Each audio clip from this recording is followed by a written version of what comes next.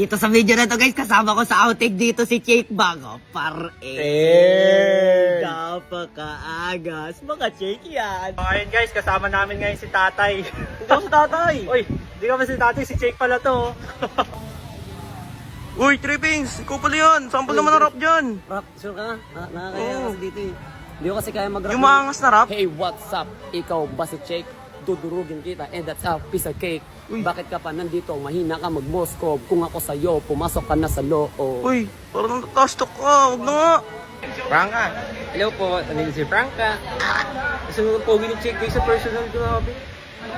Basta dito kami sa outing guys, mag-isunin kami mamaya. Panoorin niyo si Jake, paano mag-suicide. Amo ko si Stratos, oh. Eugene! Kasama ko ngayon si Jake, yung pinakamainang mag-Moscow sa lahat. Ito siya oh, yung mga niya si Taguro. Bego, sa tingin mo, dapat bang pahinaan si Moscube? Kasi hindi na ako natatalo eh. Palagi na lang victory yung history ko eh. Ano sa tingin mo? Feeling ko kailangan ng inerp, ikaw. Ako yung ininerp? Oo, kasi masyado ka ng magaling, malakas, at mayabang. Yunan. Who's the best editor? Si Jake, Ba't ako? kasi gagawin niya ako si Chu. O kata. Tingin mo, sinong pinakamalakas na content creator dito maglaro? ML. Chick, Ako? We, baka naka-video lang. natanong pa ba yan? Oo, videoan. Chick, ito lang video. Hey, Gazaki, Oh, ano yun? Ano yun? sinong pinakaayaw mong content creator? Gudoy, baka nandito siya eh. Hindi, wala. Tsaka okay lang kahit sino. Sabihin ko talaga? O, tingnan mo na, baka nandyan.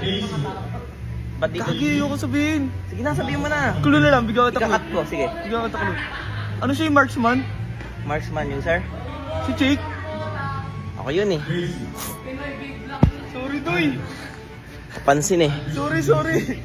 Dun, sinong kamukha kong artista? James Reid. Narinig nyo guys ha? Sino? James Reid yan, James Reid. Na personal kasi. Isang ano dyan, Freestyle Bruno Mars. Freestyle bro naman! Yay! Sige dos, feeling malakas ka daw mag-Aldos. Ay, cut pala ako ano eh. Feeling malakas ka daw eh. Anong feeling malakas? Malakas talaga ako. Feeling malakas nga. Confirm! Si Sight. Sight. Sight, tol. Bakit? Ano masasabi mo? Chulang daw alam mo.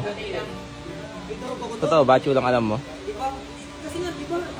Tol, Pre, tanong ko muna, Tol. Hindi, nababasa ko lang sa comment section mo. Hindi, Tol, bad trip ako ngayon, tapos ganyan tanong mo eh. Ay, hindi ka man lang nagpaalam eh. So lang alam ko, Tol, wala namang nagsabi ng gano'n, ikaw lang nagsabi nun eh. Hindi, gagi, pre. Ako, Moscow din naman ako ah. Gago. Hindi lang lang alam ko, nakita mo pa yung ginawa sa ano, KOL Brawl.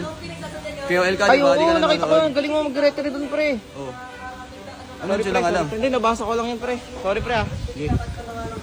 Dito guys, first time kong magkaroon ng kalaban na taga Mindanao. Ayoko na sana siyang labanan pero nakiusap siya sa akin. Sobrang layo daw ng binyahe niya, wag kong sayangin. Guys, ito pambato galing pa Mindanao. Layo ng nilakbay na ito. Manalo matalo, ipopost mo to. Hindi ko alam kung bakit ito yung ginamit niyang hero. Gigil pa naman ako sa mga Mia user na tao. Sa unang sagupaan namin, biglang nagtatatakbo. Kaya binigyan ko ng isang rebisko. Napakamalas ng pagpunta niya dito kasi nasa kondisyon ako. Kahit magmakaawa pa siyang galing sa malayo. Napaulti siya dito at biglang nawala. Susundan ko siya kahit magtago siya sa lungga ng mga daga. Gulat na gulat siya kasi natuntun ko pa rin. Ang pagpasok ko ay hindi niya akalain. May mga binitiwan pa akong salita sa kanya dyan guys pero hindi ko na lang ipaparinig sa inyo. Masyadong sensitibo. Wala siyang kamalay-malay sa puntong to na nandito lang ako sa masukal at matalahib na damo. Nabulaga na lang siya at unti-unting nagpaalam sa mundo. Boom! Parang pinitas na oregano. Napapailing na lang ako dyan habang siya ini-stretch ang mga darili niyang lima. Tignan nyo guys, dadalawa pa lang yung item ko dyan pero kung gumuhit sa buhay niya halos masaktan siya. Napaatras na lang na akala mo'y pinaamoy ng paminta. Akala niya sa pagtakas bibigyan ko siya ng pag-asa. Walang dapat ipag-alala dahil andito na naman ang bida. Nang mabigyan ko siya halos magpalakpakan akong mag-isa. Ang pinagtataka ko lang bakit ang tatamlay ng mga bata. Siguro nagsasawa na silang makita na puro ako lang yung nakakapitas sa kalaban. Sige na nga kahit isang beses akin siyang pagbibigyan. Pasalamat siya guys, labis kong ininda yung sakit ng tore niya. Pero kung sabayan lang kaming dalawa, wala tong iuubra. Sige nga, tignan natin kung may magagawa pa yung tore nito. Akala niya siguro nagre-red flap pa rin ako. Surprise, andito na ako sa harapan mo. Inisip ng mga manonood na mabibigyan din ako pero nagkamali si silang lahat. Sa kalaban yun dapat nararapat. Sa bawat makikita ko siya, hindi ko mapigilan ang aking saliri na habulin. Maging ang aking sibat, hindi man lang sumablay upang sa kanya patamain. Nagbabad pa nga ako sa tore niya yan guys, pero ganun pa rin. Nakatakas ako nang hindi tumatakbo ng matulin. Alam kong wala siyang ulti guys, kaya malakas ang loob ko upang siya iharapin. Sa ilang one hit lang, nagawa ko siyang wasakin. Halos hindi ako makapaniwala na magagawa ko yun. Napakalakas ko, parang kumain ng 10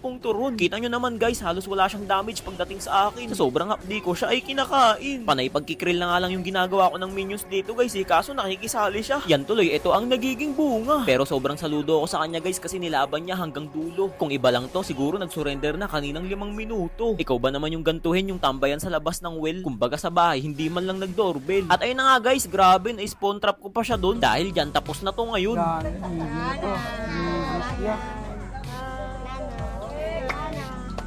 Nice game, nice game. Fingers live na lang. Nice game. Kabadong-kabado nga dito yung coach ko kasi top global na naman yung dumayo. Wala na siyang ibang nasabi sa akin kundi good luck iho. Idol, ilalaban ko nga pala yung tropa ko. Top global clean. Top global? Baka walang bitaw yan. May bitaw yan, hindi ka makaka-score sa kanya. Dudurugin kita. Dudurugin ako. Guys, top global clean agad yung nakalaban ko. Di lang ako papakita dito pero magsiseryoso ako. Pagka-umpisa ng laban, hindi ko pinahalata sa kanya na ako'y kinakabahan. Bagkus, tinower drive ko kaagad siya sa kanyang tore para ako'y kanyang katakutan. Pero hindi ko siya tinuloy pitasin, tinakot ko lang. Katunayan lang na hindi ako magpapalamang. Bale, ang ginawa ko sa kanya nung muli kaming nagtagpo, pinatagos ko muna sa minions. Tingnan nyo, nabawasan siya, tsaka ako nakipagsabayan. Uy, sayang. Inulit-ulit ko lang yung mga diskarte kong ginagawa na yun. Tingnan nyo, halos umaray siya sa sakit ko. Kahit loob ng tore, hindi ko sinaasan to. Pinakagat ko na muna siya, kunwari piso na lang yung buhay ko. Nung humabol na siya, doon ko na siya binura sa mundo. Tika na ako dun ah. Nung mga oras na to, sukat ko na kung gaano kahapdi yung build ko. Winalis ko kahit nasa loob siya ng kanyang kampo. Sobrang nag-init na rin ang aking mga darili, kaya halos hindi na sumablay lahat ng bitaw ko ng sibat. Sakit ko, wala, nalulusaw ako. Tapos dito nagpanggap akong uuwi muna, di niya alam yun ay aking pakana. Yun lang, doon at ako nadali. Kala ko nga guys, matatalo pa ako kasi tingnan nyo naman yung mga minions niya, sobrang babatak. Napilitan tuloy akong umuwi at mag-back. Dinef ko na lang muna para mamaya walang maging abala. Sa muli naming pagharap, titiyakin kong tatapusin ko na. Total, palak item na rin naman ako, walang rason para hindi ako manalo dito sa laban na to. Kahit top global clip siya, mararanasan niya ngayon ang pagkatalo. Ganito pala pakiramdam guys, kapag may sarili ka ng coach, talagang hindi ka na makakaranas ulit ng pagka-defeat. Kumbaga sa sitwasyon na malupit, hindi na ako muling maiipit. Wala, talo na din. Talo na din. GG. Nice game. Nice G. Anong ano mo? Pili ka? Fingers Fingers sa live. akin. Fingers live na lang. Nice game. Relax guys. Nice G. Oy, Ingat. ingat kaya. Ingat. Dito guys, content creator na naman yung dumayo. Gagi si Wanafly. Wanafly, balita ko, puro creation camp ka lang daw ah. Ngayon ko papatunayan sa inyo, hindi ako creation camp. Ayun. Guys, dinayo ako dito ni Wanafly. Papatunayan daw niya na hindi siya puro creation camp. Hindi maganda ang panahon nung naglaban kami guys, kaya kung mapapansin nyo sa dalawang gilid namin may tagapayong. Sa unang sabayan, nagtatatakbo na siya na tila ba humihingi ng tulong. Hindi ko siya tinantanan kakahabol, kailangan ma-first blood ko siya. Yun kasi ang pinakamahalaga. Napansin niya yatang nakabuntot ako sa kanya, kaya napaghandaan niya ng maigi. Nang susurpresahin ko na siya, yun pala ang aking pagkakamali. Ay! Patay si Chick. Patay! Hindi ko yun hinayaang maulit pa. Nang muli ko siyang makita, ibinuhos ko lahat ng aking makakaya. Siguro nainis siya kaya ganito lang yung naging reaction niya. Sobrang hirap kalaban ng Mia kaya early pa lang talagang inaagad ko na. Bawat paghaharap namin, inilalabas ko ang aking buong puwersa. Huli ka. Sunod-sunod ko na siyang napitas dyan, napakalambot niya kasi, palag ng palag kahit alam niyang lugi. Halos hindi niya na kinakaya ang lahat ng kirot at hapdi. Basta nahagip ko siya ng aking mata, sinisibat ko na lang ng bigla.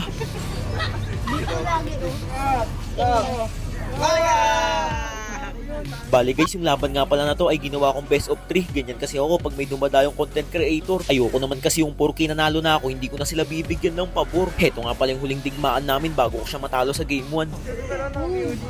Wala pa. Patay na. Wala na. Comment ko na lang yung ID number ko. Sige. Game 1 guys. Nalo ay Wanafly game 1 guys. Okay, game 2 na. May game to ba? Oo. Bakit? Bakit meron? Nagtataka yung mga nanonood kung bakit may game 2 pa. Kasi ang pagkakakilala nila sa akin kapag nanalo na ako ng isa, tapos na. Nagkamali yata ako ng nakalaban kasi sobrang laki ng balik sa akin at kanya akong nabawian. Masyado yata akong nakampante nung pagkapanalo ko nung una. Kaya ngayong game 2, halos hindi niya na ako pa-scorein kahit na isa. Tingnan nyo guys, ganyan kalala yung Mia kapag naka-item na. Sasaglitin lang ako. Grabe yun. Tamba na naman. Nakascore naman ako dyan guys kahit papaano. 1-5 yung score namin. Tapos nabigla pa ako dito. Biglang lumitaw.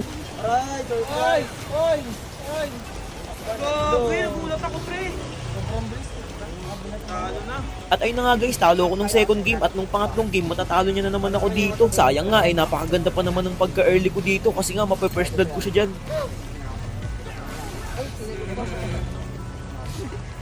Ang malaking pagkakamali ko lang, inaasim ko na siya. Masyado na naman kasi ako nakampante. Imbis na lamang na ako, nabaliktad pa ang laban at bigla akong nalugi. Simula nun guys, nawala na ako sa ralo at natanggap ko ng matatalo na ako dito. Puro error na rin kasi ang lahat ng mga nagawa ko.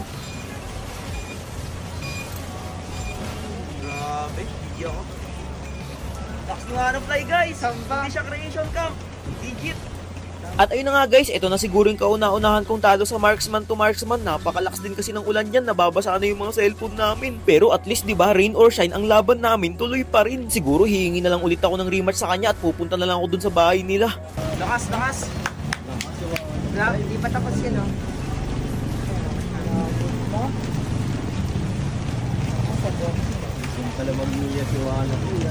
Nice guys. Hindi siya creation camp. Alam niyo na. Talaga siya. Dito guys, kinilabutan ako sa mga dumayo na to. May sasabak sana ako sa'yo. Ayun, boss. Makolod pa to eh. 1v1? Oo. Siguradong papahirapan ka nito. Okay. Tara. 1,500 na kapag natalo pa ako sa laban na to. At ito ang aking mga kalaban. Ako pala si JM, pambato ng Bakulot. Nandito ako para tulungan ka. Gumamit siya sa akin dito ng Mouse Cube. Parehas kami ng hero at parehas din kami ng skin, pero hindi kami parehas ng galaw. Na first blood ko agad siya sa loob ng 2 minuto, kaya napatingala na lang ng ulo. Nang mabuhay siya, alam kong dediretso agad yan sa blue block niya, kaya agad kong pinuntahan. Halos mapailing siya dito guys, siguro nagsisisi na siya na nakalaban niya ako. Mga pwestuhan pa lang kasi sa mapa alam na alam ko. Hindi ako masyadong kumikibo dyan, baka kasi kung anong isipin niya sa akin. Habang kumukuha ako ng red lap ko dito, nagbakasakali ako kung baka nandun din siya. Inantay ko lang mag-cooldown ng aking ulti, tsaka ako inasinta.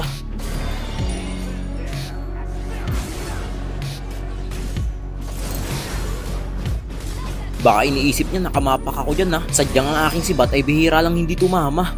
Napansin ko dito low HP na yung tori niya. Hindi na ako nagdalawang isip upang lusubin siya.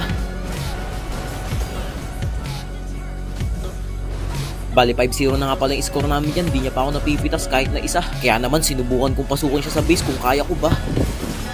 May putik. Kaya mangyari yun. Sa pagkakataong ito, bumawi agad ako. Kahit hindi ko nagamitan ng inspired burado, napansin ko sa kanya dyan parang gusto niya na mag-surrender. Pero napabilib pa rin ako kasi tinuloy pa rin ni brother.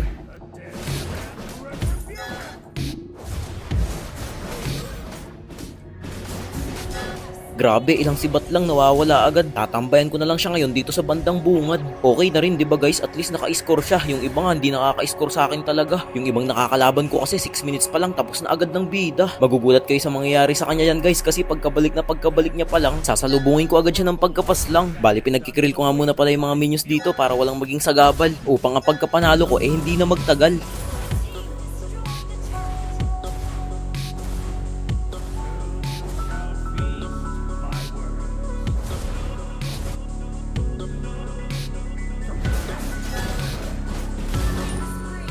At ayun na nga guys, hinayaan ko ng mga minions ko tumapos sa laban na to. Hiniling ko pa nga sa isip ko, sana wag pang matapos. Subalit kahit anong gawin, ang oras ng pagkabuhay niya kapos na kapos. Nice game. Ano, lakas mo talaga. Chamba lang, boy. Guys, sa mga gusto pang lumaban sa akin, dayuin nyo lang ako dito. Ako mismo pupunta sa inyo.